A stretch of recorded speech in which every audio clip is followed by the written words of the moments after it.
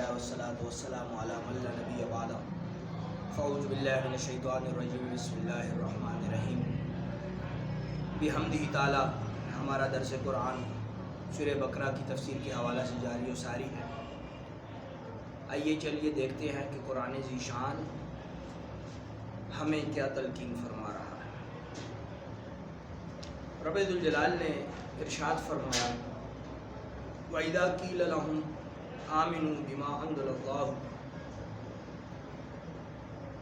یہ یہود کے ساتھ کلام ہو رہا ہے قرآن ذیشان کے اندر کہ جب ان کو کہا جاتا ہے کہ وَإِذَا قِيلَ لَهُمْ، جب ان سے کہا جاتا ہے آمنوا کہ ایمان لے آؤ بِمَا أَنزَلَ اللَّهُ، اس پر جو رب ذوالجلال نے نازل فرمایا۔ قالوا، پھر آگے سے انہوں نے جواب دیا نؤمن، ہم لاتے ہیں ایمان بما انزل علینا ویکفرون بما وراءہ،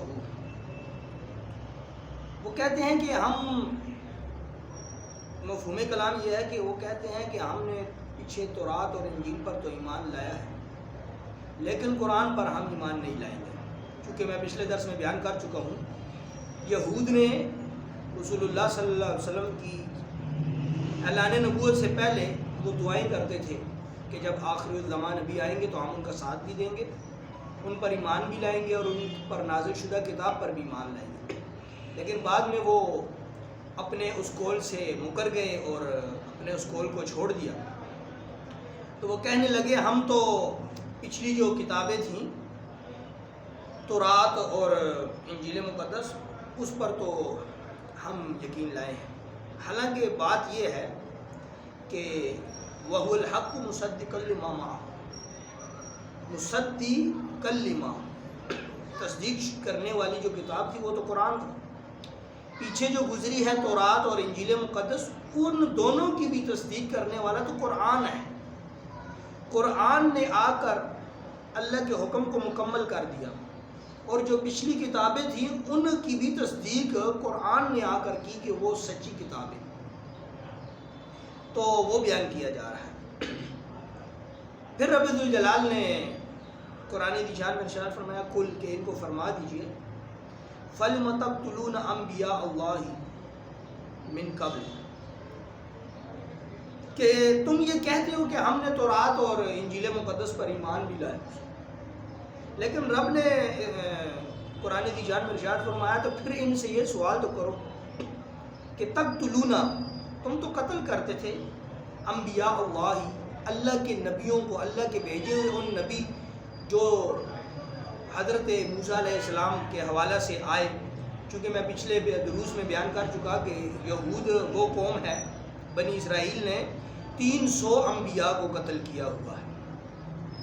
اللہ ان کے لیے انبیاء مبعوث فرماتے تھے، یہ ان کو قتل کر دیتے تھے، اپنے رہنماؤں کو قتل کر دیتے تھے۔ تو وہ رب ذوالجلال ان کو یاد فرما رہا ہے تقتلون انبیاء اللہ من قبل، وہ جو پہلے انبیاء آئے تھے ان کو تو تم قتل کرتے تھے۔ تو یہ بھی رب ذوالجلال نے انہیں یاد کرایا کہ یاد کرو ہم جب تم پر انبیاء بھیجتے تھے تو ان کو تم قتل کر دیتے تھے۔ یہاں پر ایک نقطہ بیان کرتا چلوں، وہ یہ نقطہ ہے کہ یہود نے جب ان کو پتہ تھا کہ قرآن حق سچ کی کتاب ہے اور مصدقا لما معہم ہے اور یہ تو تصدیق کرنے والی ہے، سب کچھ پتہ ہونے کے باوجود وہ کیوں انکار کر رہے ہیں؟ اچھا، ایک تو قرآن کا انکار کر رہے ہیں اور الٹا یہ بھی جتلا رہے ہیں کہ ہم نے تو تورات اور انجیل مقدس پر ایمان لایا تھا۔ تو رب نے ان دونوں کا جواب ملا کر ایک ہی لفظ میں دے دیا، پھر ان کے پاس جواب نہ رہا۔ وہ جواب کیا تھا؟ کل، آپ فرما دیجئے فَلِمَ تَقْتُلُونَ أَنْبِيَاءَ اللَّهِ، تم تو یہ کہتے ہو کہ ہم نے تورات اور انجیل پر ایمان لایا ہوا ہے اور ہم تو تورات اور انجیل کو ماننے والے تھے۔ تو فرمایا کہ تورات اور انجیل کو تم کتنا مانتے تھے؟ وہ بھی پچھلے دروس میں بیان کر چکا ہوں کہ جو ان کی طبیعت کی بات ہوتی تھی، جو ان کو اچھی لگتی تھی، جو میٹھی میٹھی باتیں تھیں اور میٹھے میٹھے حکم تھے ان کو وہ مان لیتے تھے، اور جن پر ان کی طبیعت کی رغبت نہیں ہوتی تھی ان کو وہ ماننے سے بھی انکار کر دیتے تھے، حتیٰ کہ انہوں نے اپنے ہاتھ سے کتاب لکھ کر اس کتاب کو اللہ سے منسوب کر دیا کہ یہ اللہ کی طرف سے آئی ہوئی ہے. تو یہ ان کے جو پرانی عادات ہیں ان کو رب ذوالجلال نے دونوں سوالوں کا جواب ایک ہی لفظ میں دے دیا. ایک تو وہ قرآن کا جو انکار کر رہے تھے، دوسرا وہ یہ کہہ رہے تھے کہ ہم تو ایمان لائے ہیں، ہم نے تو پیچھے تورات پر بھی ایمان لایا اور انجیل مقدس پر لایا. ان دونوں کا جواب یہ ایک ہی لفظ کافی ہے، فَلِمَ تَقْتُلُونَ أَنْبِيَاءَ اللَّهِ. کہ پھر ان سے یہ تو پوچھو نا، پھر وہ جو انبیاء کو قتل کرتے تھے وہ کیوں کرتے تھے جب انجیل پر بھی ایمان لایا تھا اور تورات پر بھی ایمان لایا تھا؟ تو تورات اور انجیل میں تو خود رب نے یہ حکم بھیجا ہوا تھا کہ تم قتل و غارت نہیں کرو گے، آپس میں بھی قتل و غارت نہیں کرو، اور اگر تمہارا کوئی یہودی کسی کی قید میں ہوگا تو اس کی بھی مدد کرو گے، اس کو آزاد بھی کراؤ گے. تو تم تو اللہ کے حکم کو ماننا تو دور کی بات، تم نے تو ان نبیوں کو ہی قتل کر دیا جو اللہ کا پیغام لاتے رہے. اور یہاں تک کہ 300 انبیاء کو قتل کر کے دن میں تم قتل و غارت کرتے رہے، اور شام کو تم سبزی منڈی میں سبزی بھی بیچ رہے تھے اور کھا پی بھی رہے تھے اور اپنے مصروفیات میں مشاغل میں مشغول بھی تھے. تو یہ رب نے پھر وہی جو پچھلی کہانی ہے ان کو یاد کرائی کہ تم پیچھے یہ کچھ بھی کرتے رہے. پھر کہتے ہیں وَلَقَدْ جَاءَكُم مُوسَىٰ. اب یہ پیارے موسیٰ کا وہ پرانا جو منظر ہے جو پیچھے گزر چکا ہے وہ ان کو یاد کر رہے تھے کہ وَلَقَدْ جَاءَكُم مُوسَىٰ بِالْبَيِّنَاتِ، کہ جب پیارے موسیٰ اپنی نشانیوں کے ساتھ آئے تمہارے سامنے. کیا کچھ پیارے موسیٰ نے تمہیں کون کون سی معجزے نہیں دکھائے؟ پتھر سے پانی کے چشمے نکال کر تمہیں دکھائے، آسمان سے تمہارے لیے من و سلوہ کے تحفے رب نے بھیج دیا آپ کی دعا. اور کیا کچھ تمہاری ہر غلطی پر پیارے موسیٰ نے معافیاں مانگی اللہ سے اور تمہیں چھڑوایا. یہاں تک کہ پیارے موسیٰ نے کوہ طور پر جا کے تمہیں اللہ کا نظارہ بھی دکھا دیا، اللہ کی تجلی بھی دکھا دی، اللہ کی آواز بھی تمہیں سنوا دی کہ سن لو کہ میں رب سے بات کر رہا ہوں. اس کے باوجود تم نے کیا کیا؟ وَلَقَدْ جَاءَكُم مُوسَىٰ بِالْبَيِّنَاتِ، ہم نے تو موسیٰ کو بالبینات نشانیوں کے ساتھ بھیجا ہوا تھا، اور تم نے کیا کیا؟ ثُمَّ اتَّخَذْتُمُ الْعِجْلَ، کہ تم نے عجل، کہ تم نے اس کے بعد بچڑا بنا لیا سونے کا. اور پیارے موسیٰ رب سے کلام کرنے کے لیے چلے گئے کوہ طور پر، اور تم نے ایک بچڑا بنا لیا سونے کا اور اس کی پوجا کرنی شروع کر دی اور اس کی عبادت کرنی شروع کر دی. اور وَأَنْتُمْ ظَالِمُونَ، اب رب ان کو یاد کرا رہا ہے کہ یہ ظلم تم پیچھے کرتے چلے آ رہے ہو. اب یہ رب ذوالجلال جو پیچھے دروس میں بیان ہو چکا ہے جو انہوں نے ظلم کیے ہوئے، اسی کو ہی رب ذوالجلال ان کو دوبارہ اس لیے یاد کرا رہا ہے کہ وہ تو کہہ رہے ہیں قَالُوا نُؤْمِنُ بِمَا أُنزِلَ عَلَيْنَا، اور اوپر کہہ رہے ہیں وَإِذَا قِيلَ لَهُمْ آمِنُوا، ہم تو ایمان لاتے ہیں. تو اب یہ ان کا جو ایمان ہے، وہ جو پرانے ان کے ایمان ہے، وہ رب ان کو دوبارہ یاد کرا رہا ہے. وَإِذَا أَخَذْنَا مِيثَاقَكُمْ، پھر وہ وَإِذَا أَخَذْنَا مِيثَاقَكُمْ پچھلا جو ان کا وعدہ ہے رب ذوالجلال وہ ان کو دوبارہ یاد کرے. وَرَفَعْنَا، کہ بلند کیا تم پر، فوقکم الطور، پہاڑ کو، اس خشک پہاڑ کو، طور پہاڑ کو تم پر. اگر میرے سامعین کو یاد ہو، اللہ کرے کہ یاد ہو، کہ جب یہی الفاظ پیچھے آئے تھے پچھلے دروس میں، یہاں پر میں نے بیان کیا تھا کہ اللہ نے جب ان پر پہاڑ لا کر جب ان کے سر پر دے مارنے کے لیے کھڑا کیا تو وہ سب سجدے میں چلے گئے.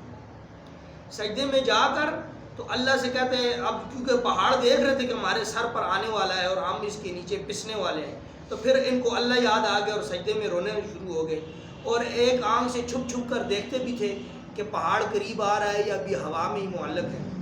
تو رب ذوالجلال نے پیارے موسیٰ کی دعا کو قبول کر کے جب اس پہاڑ کو پیچھے کیا تو پھر فخر تکبر سے کہتے ہیں، دیکھا ہم نے کتنا بہترین سجدہ کیا، ہم نے کتنا اعلیٰ سجدہ کیا، اللہ سے ایسی دعا کی کو پہاڑ پیچھے چلا. تو رب وہ بھی ان کو نظارہ یاد کرا رہا ہے. وَإِذَا أَخَذْنَا مِيثَاقَكُمْ، تم یاد ہے نا وہ والا سلسلہ. وَرَفَعْنَا فَوْقَكُمُ الطُّورَ، جب ہم نے بلند کر دیا تھا تمہارے اوپر طور پہاڑ. طور وہ والا طور پہاڑ نہیں کہ جو پیارے موسیٰ کو جس پر تجلی ہوئی تھی. طور ہر اس پہاڑ کو کہتے ہیں کہ جو خشک ہو، جس پر سبزہ نہ ہو، اس کو طور کہا جاتا ہے عربی لغت میں. خذوا ما آتیناکم بقوۃ.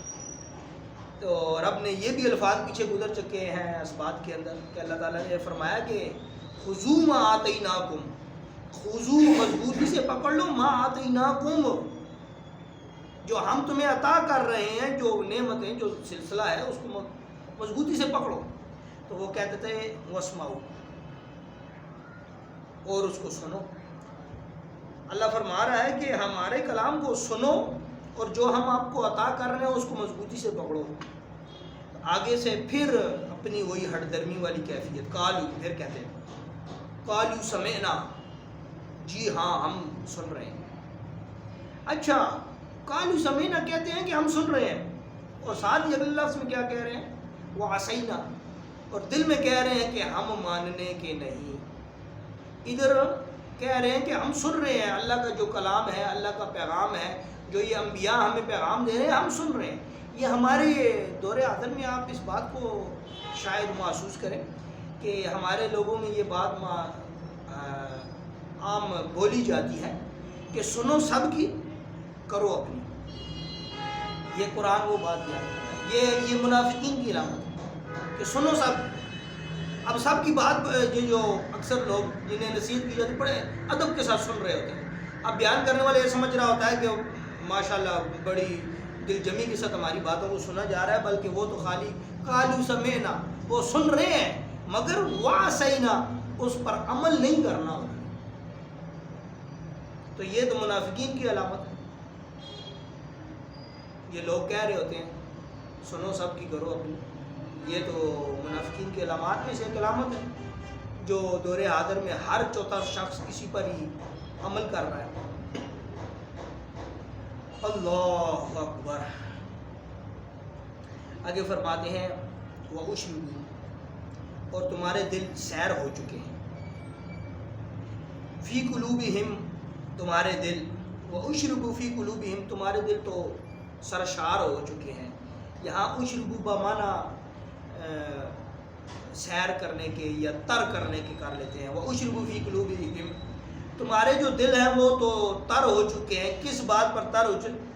العجلہ، اس جو تم نے کفر کیا ہے، جو تم نے بچڑا بلا کر اس کو اپنا رب بنا لیا، اس کی عبادت کرتے رہے، تمہارے دل میں وہ اس کی محبت موجود ہے.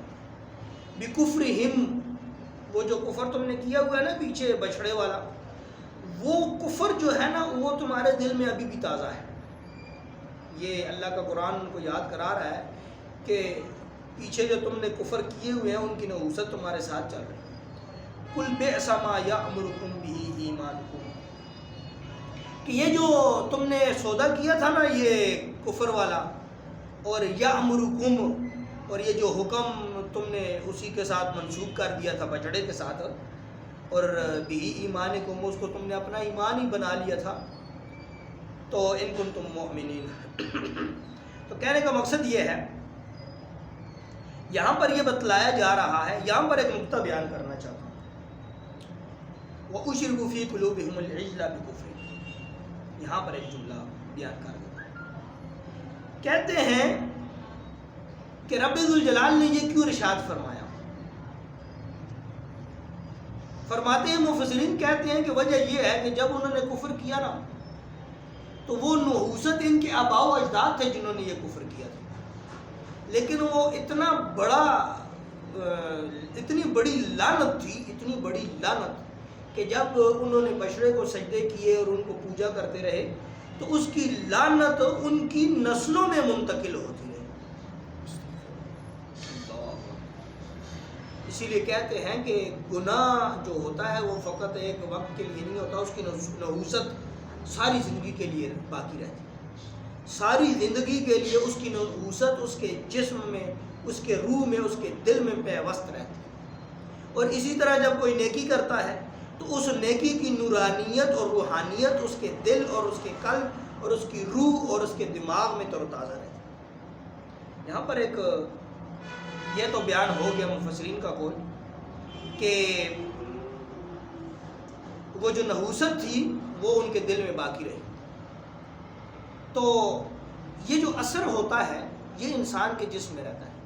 جو انسان گناہ کرتا چلا جاتا ہے، جو انسان نماز قضا کرتا چلا جاتا ہے، جو انسان بد اخلاقی کرتا کوئی بھی گناہ ہو، چھوٹے سے چھوٹا برے سے برا، وہ کرتا چلا جاتا ہے، اس کے دل میں نحوست کے وہ اثرات پیوست ہوتے چلے جاتے ہیں، اور اس کا جو دل ہوتا ہے وہ بے چین، بے قرار اور نامراد ہوتا چلا جاتا ہے۔ بعینہ بھی اسی طرح جب کوئی نیک اعمال کرتا چلا جاتا ہے، درود شریف پڑھتا چلا جاتا ہے، استغفار کی تسبیح پڑھتا چلا جاتا ہے، نماز کی پابندی کرتا چلا جاتا ہے، اور اپنے اخلاق کو درست کرتا چلا جاتا ہے، قرآن سے نسبت قائم کرتا چلا جاتا ہے، حضور کی احادیث سے محبت اور حضور کی سنت سے محبت کرتا چلا جاتا ہے، وہ نور بھی اس کے دل میں جمع ہوتا رہتا ہے۔ تو گناہوں کی دلدل میں جو وہ دستہ چلا جاتا ہے، اس کی بے چینی، بے قراری اس کی وہ بڑھتی چلی جاتی ہے۔ اور دوسری طرف تصویر کا رخ دیکھیں تو نیک اعمال کرتے چلے جاتے ہیں، ان کے دل میں نور بنتا چلا جاتا ہے، دل میں اطمینان پیدا ہوتا چلا جاتا ہے، چہرے پر رونق اور نور اور نکھار ابھرتا چلا جاتا ہے۔ تو یہ ہم نے آج قرآن سے سیکھا۔ وَأُشْرِبُوا فِي قُلُوبِهِمُ الْعِجْلَ بِالْكُفْرِ، رب نے ارشاد فرمایا وہ جو تم نے کفر کیا تھا نا، تمہارے آباء و اجداد نے، وہ نحوست بھی ابھی تک تمہارے پاس ہے، وہ تمہاری نسلوں میں آگے چلتی ہے۔ تو جس طرح ہم اپنے ماحول میں سنتے ہیں کہ جو شخص معاذ اللہ ثم معاذ اللہ استغفر اللہ زنا کرتا ہے، تو اس زنا کی نحوست اس کی نسلوں میں جاتی ہے، اس کی نسلوں میں وہ چیز منتقل ہو جاتی ہے۔ جو شراب پینے والے لوگ ہیں، ان کی اولادیں جب اپنے آباء و اجداد کو شراب پیتے ہوئے اور معاذ اللہ زنا کرتے ہوئے دیکھتے ہیں تو وہ اسی نقش قدم پر چلنا شروع ہوتا ہے، تو وہ نحوست اگلی نسل میں منتقل ہوتی چلی جاتی ہے۔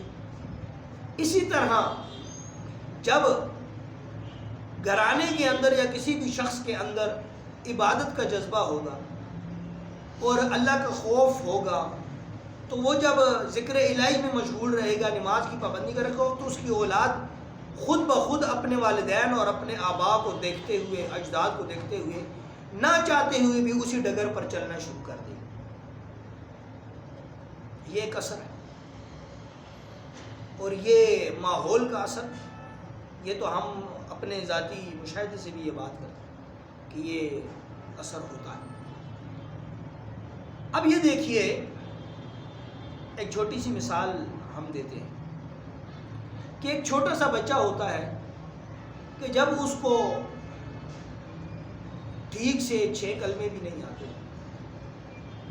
اور کچھ بھی نہیں آتا، لیکن جب اس بچے کو مدرسے میں داخل کرایا جاتا ہے، وہ مدرسے جاتا ہے، وہاں پر جب وہ حفاظ کرام کی صحبت اختیار کرتا ہے، ان کی سنگت، معیت اور رفاقت میں جاتا ہے، تو اس صحبت کا اثر اس پر چڑھتا چلا جاتا ہے، چڑھتا چلا جاتا ہے، چڑھتا چلا جاتا ہے، اور ایک وقت یہ آتا ہے کہ وہ حفاظ کا جو اثر ہے اور ان کی صحبت کی جو تاثیر ہے وہ اس بچے پر منتقل ہوتی ہے، اور خبر ملتی ہے 2 سال بعد، 4 سال بعد وہ بچہ حافظ قرآن بن کے اس مدرسے سے نکلتا ہے۔ آج ہم یہ قرآن بیان کر رہے ہیں تو یہ ایسے بیان نہیں کر رہے کہ ہم گھر سے آئے، وضو کیا، یہاں پر قرآن کھولا اور یہاں پر جو ہے تفسیر شروع کر، اس طرح نہیں۔